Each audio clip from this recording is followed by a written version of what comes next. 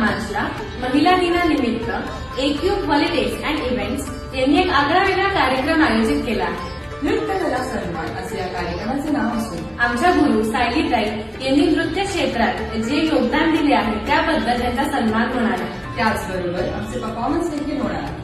नाशिकमध्ये या प्रकारचा कार्यक्रम प्रथमच असून नाशिकरांसाठी एक पर्वणीच असणार आहे. त्यामुळे आपण सर्वांनी मोठ्या संख्येत उपस्थित राहून या कार्यक्रमाचा आनंद घ्यावा. चला तर मग 5 वाजता संध्याकाळी 5 वाजता